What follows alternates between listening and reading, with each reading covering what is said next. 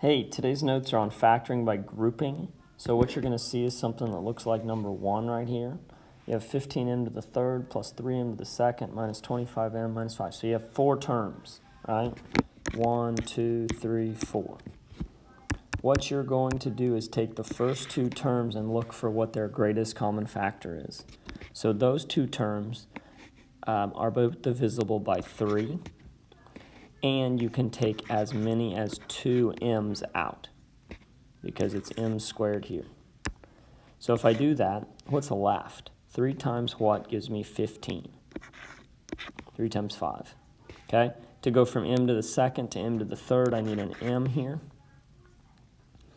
And then 3m squared matches this term, so we're just going to say plus 1. Then I'm going to look at these 2 terms. They are both divisible by 5 or even negative 5. So let's say minus 5. And then if I take negative 5 times something to get back to negative 25m, it would be, what, 5m? And then negative 5 times 1 is going to take me back to negative 5. Now, what you should notice here is that both parentheses are identical. So really what's happening here is the greatest common factor of these 2 terms. Okay, so let's slow it down here. You have one big term right here. You have one big term right here. What they both have in common is 5m plus 1. So if I take that out of that and take that out of that, what's left over is 3m squared minus 5. This is what we're looking for our answer. Okay? So you may have, like that last step may have been a little bit overwhelming. Okay? I think if we practice a few more together, you'll start to get the hang of it. Okay? So look at number 2 now. We look at these first 2 terms again. They don't have any coefficients in common, right? Because this is a 1. But I could take out x squared. If I pull out an x squared there, what I'm left with is 2x. 2x times x squared takes me back to 2x to the third.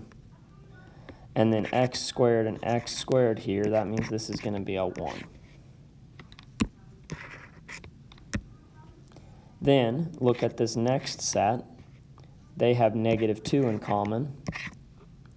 And then negative 2 times 2x takes me to negative 4x. And negative 2 times positive 1 equals negative 2. Now here's that step that might have been confusing last time. You have 2 terms here. The only thing that those 2 terms have in common is what's in the parentheses. Every problem today, you should end up with the 2 parentheses being identical. Okay? So I'm going to end up with 2x plus 1 as the greatest common factor of these 2 things. And then I'm going to have the leftovers be this x squared minus 2.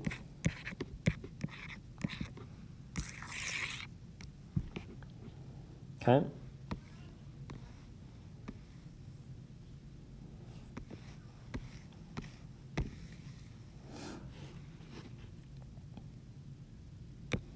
All right, looking at number 3 now. I have these 2 terms to compare. They're both divisible by 5, and they both have at least n to the second in them. If I divide 20 divided by 5, I get 4, and I need 1 more n there to get back to n to the third. 5n squared matches 5n squared, so it's just plus 1. Now here's the next step, and this next step is going to be a little tricky.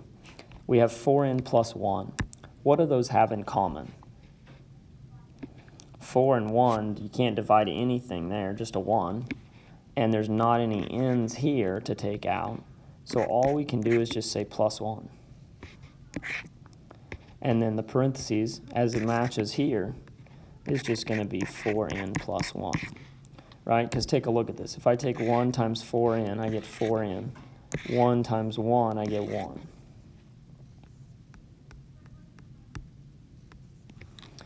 So, what do we have left over? we have 4n plus 1 in common. And then the leftovers are 5n squared plus 1.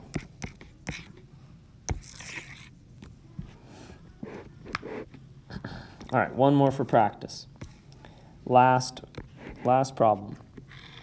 Right here, these two terms have in common just v squared. I'm going to have v minus 3 in the parentheses. Then I look at this term, these two terms, and say, okay, they're both divisible by 5. And because there's a negative here, let's say negative 5. If I take out negative 5, I'm left with positive v, and then 15 divided by negative 5 is going to be negative 3. And so now to notice that those match. If I had made this positive, I'd have a problem here, right? This would be negative and this would be positive, and they wouldn't match. So v minus 3 is what they have in common, the greatest common factor. I'm left with v squared minus 5.